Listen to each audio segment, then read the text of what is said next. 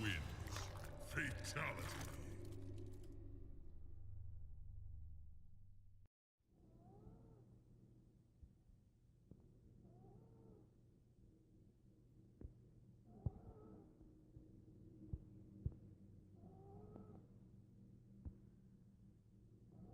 Wow. Wow. This game's fucking sweet.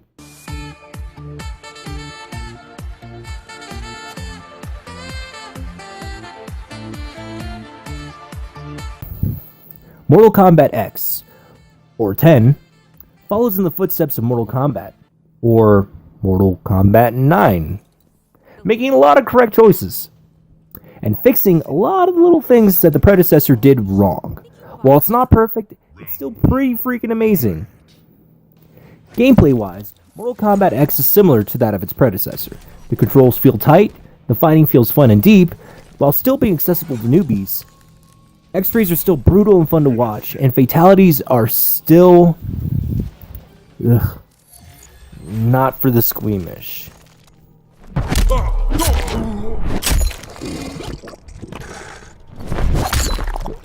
Sub-Zero wins. Fatality. The fighting hasn't gone completely untouched, though. Much like Injustice, the players can now use objects in the environment by pressing R1 or RB.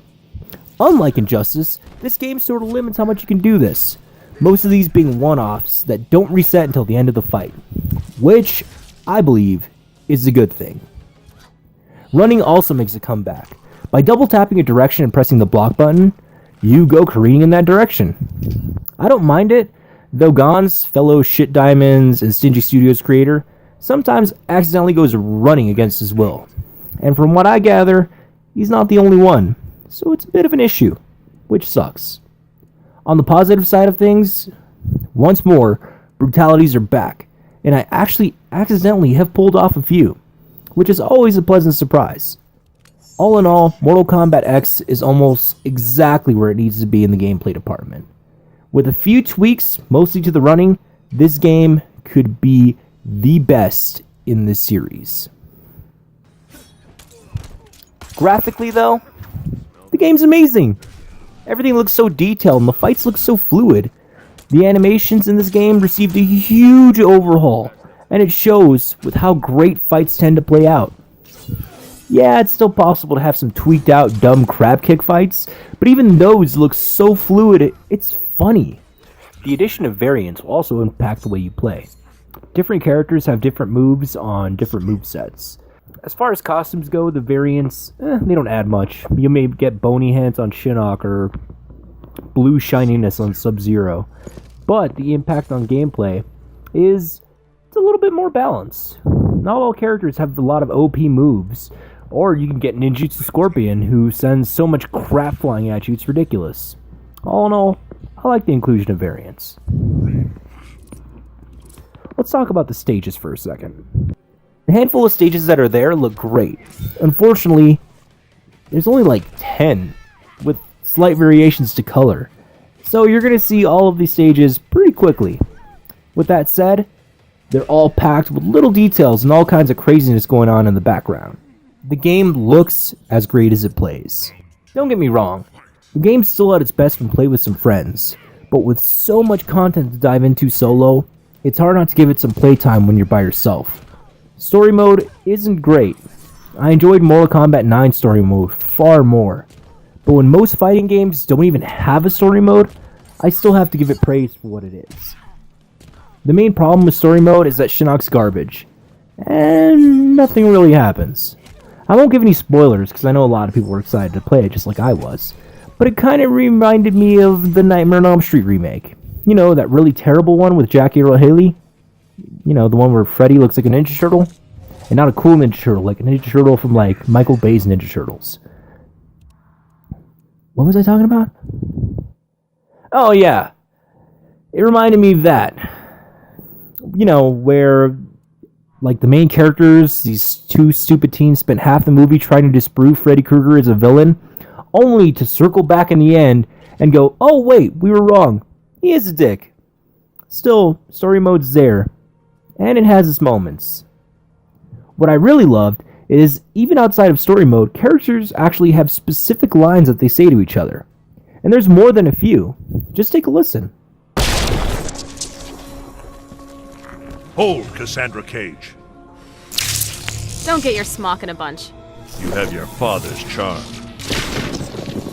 Help me conjure green energy, okay? You have not your father's gift.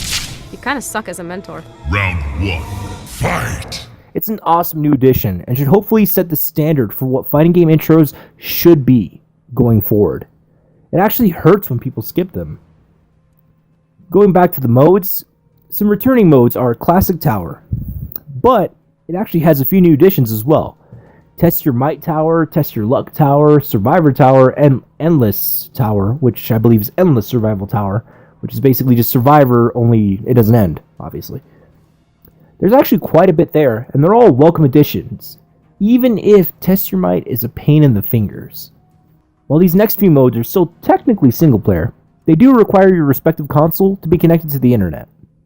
The Living Tower section is a set of towers that changes at certain times, those being hourly, daily, and the Premium Tower, which I believe changes monthly.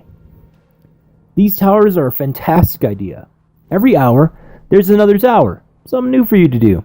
And the Premium Tower lets you play as DLC characters, even if you don't actually have said character. It's a smart move and a great addition to the game. Lastly, let's talk about multiplayer. Actual multiplayer. Let's start with factions. When you boot up the game, you're given a choice of 5 factions. There's not much to which faction you choose other than a faction fatality, which I feel was NetherRealm's answer to not having stage fatalities in this game, which is a bummer. Everything you do in the game factors into your faction. It's a neat little mechanic, and with invasions and special events, faction wars is a cool concept, though it's really easy to ignore. Online fighting itself, sadly, is the weakest component of the game. The netcode is spotty at best, and fucking broken at worst. Even playing with my friends, all who have great connections, in the same freaking city, we'd have periodic lag spikes for no apparent reason. It didn't lag all the time, but considering how often it did, it's still disappointing, and I feel it has to be addressed in this review. Still, when the game actually works, online fights are fun, even against random people, but Lord help you if the person you're facing has a bad connection. As far as online game modes go, it's pretty much just one-on-one fights. No test your luck, no custom fights. There is King of the Hill and Survivor King of the Hill, but that was also Mortal Kombat 9. And this game removed the tag mode. There are no longer tag fights, though that doesn't just go for online, that's offline too. And it's a bummer. It really is. I loved playing tag mode. And those things, those little screw-ups, are really what hold the game back from being perfect. Little things that were just removed or just kind of don't work. Still, with the amount of content you get for your $60, it's hard not to recommend the game. If you're a fighting game fan, do yourself a favor and pick up Mortal Kombat X. MKX gets a 9 out of 10. It is great. There are loads of content, and it's all wrapped in a tight, well-polished bag. While the netcode for online leaves a lot to be desired, and some fan-favorite characters have been removed, the new cast is pretty awesome. Cassie Cage especially. While all the returning modes and new modes aren't groundbreaking or amazing, at least they're there. Mortal Kombat X is one of the best fighting games to date. I'm actually excited for the DLC. Excited for DLC. Take note, Team Ninja, you fucks.